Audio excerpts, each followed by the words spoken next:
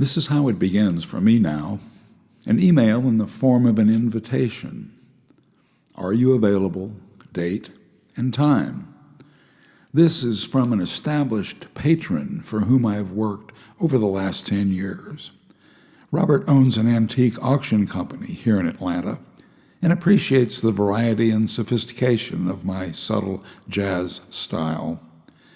The date of this auction preview party is Tuesday, December 9th, at the auction house from 5 until 8 p.m., later changed to 4 p.m. to 8 p.m.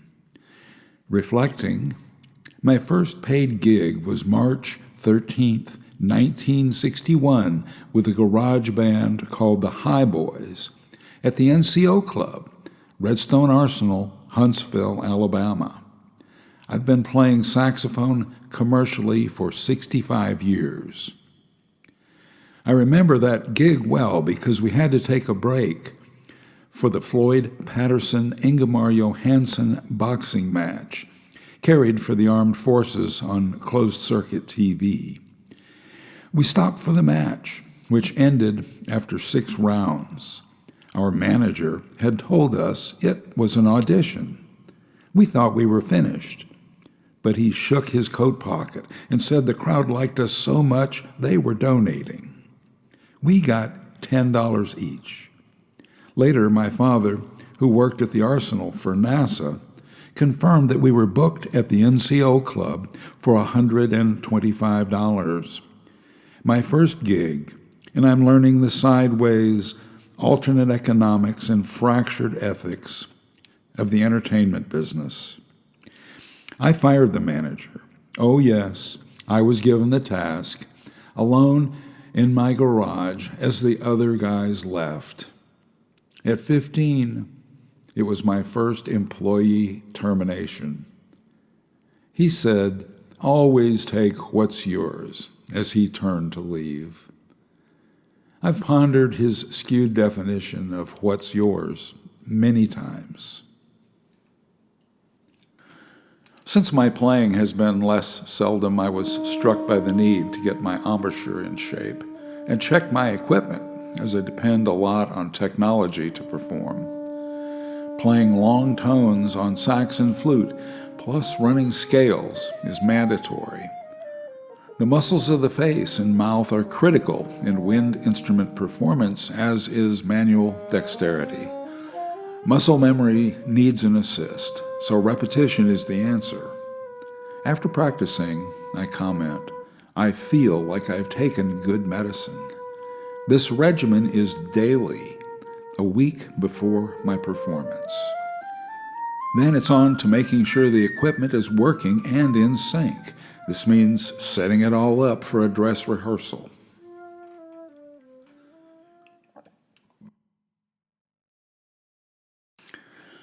My Apple iPad contains an app called Fourscore. I have prepared almost 300 background tracks. Some I acquired through play-along jazz collections with Rhythm Section CD. I add 4 horns to a lot of tracks and even a string quartet for more sophisticated songs. I read almost everything I play simply for convenience and accuracy. Most I have arranged myself using a digital audio workstation called MuseScore. With a background track completed in a PDF of the alto sax or flute part, they're combined and presented for playback through Fourscore, all available in excellent fidelity through a scroll and press of a button on my iPad. I use a 2-channel pile mixer simply for quick access to volume control. My playback system was selected for power, balance, and especially portability. The Roland Street Cube is a perfect match. The Ion Pathfinder boosts bass and provides inputs and outputs with some EQ and Bluetooth capability.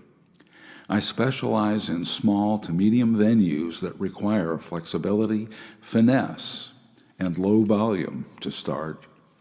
My collapsible music stand has been with me since college days.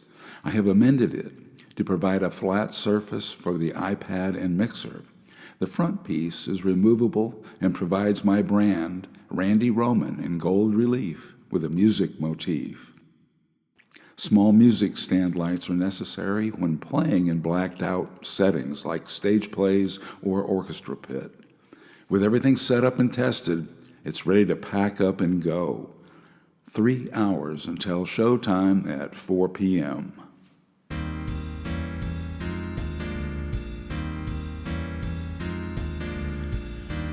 Atlanta traffic is very unpredictable, so 3 hours allows for local travel and setup. Since the auction house deals in large items of furniture, help is available to move my array of 10 items. I always count when I pack up to leave and return. The unpacking is almost choreographed. Music stand first, iPad turned on for assurance that it is charged and working. I have an emergency set backed up on my iPhone in case of a tablet failure. The sooner I know there's an iPad complication, the better. Next is an AirTurn foot pedal page turner that is connected to the iPad through Bluetooth. Failure of this piece means the background track keeps playing, but the sheet music stops halfway through the song. It has happened. That done, the iPad is connected to the mixer, then the speakers are connected. The mic goes into the mixer next. A quick testing, 1, 2, 3, and the system is a go. I always assemble my sax and flute last after the sax stand is set up. These are the expensive items and they are vulnerable to accidents as things are being moved around sometimes by stagehands or just crowds in small rooms. Today is a Christmas-themed event as potential auction bidders peruse items for sale. The room is a large open space with a table of refreshments, food, and a staffed open bar. It is a very live space. Volume will be a major consideration. I remind myself, background music. I have a Christmas set of 20 tunes for the season. They will be interspersed. The rest I will select as I scroll the Fourscore app in real time, reading the room, the mood, and lighting, if applicable. Tonight, there will be a drawing for a door prize. I've also arranged a background track of a George Michael song called I'm Never Gonna Dance Again. It is a special request from my client, as it is his wife's favorite song.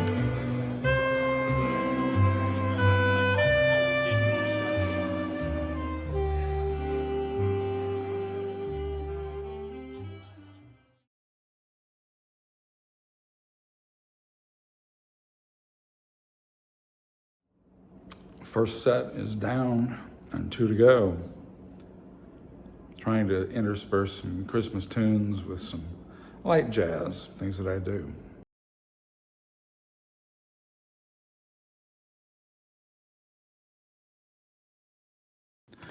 The crowd is growing. It is cordial and appreciative, but most folks hang around the free bar and large case displays, talking and examining items and planning their bidding. Robert approaches and says, "It's time for the drawing." He takes his mic, advances into the crowd, and the prize is awarded after a couple of random draws of the tickets. Robert nods that his wife is present. Without further delay, I play I'm Never Gonna Dance Again. It is a powerful song and received with much appreciation. After 3.5 hours, I play 4 once again as my closer. During this gig, I played over 40 songs. All 10 items are packed with the sax and flute first, mic, wires, and mixer carefully put in their travel cases. The car is loaded, and with that, my final commercial gig of 2025 is concluded. I consumed 2 quarts of water during the gig.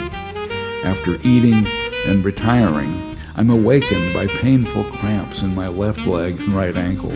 I pat my left foot when I perform. 3 hours on a solo gig is for younger musicians. Days later, my legs are still sore. My embouchure endured. I played well on sax and flute, in tune with good tone and flexibility. I'm relieved at this accomplishment and fulfilled. How I love it. One day, it will be my last gig, but that day is not this day.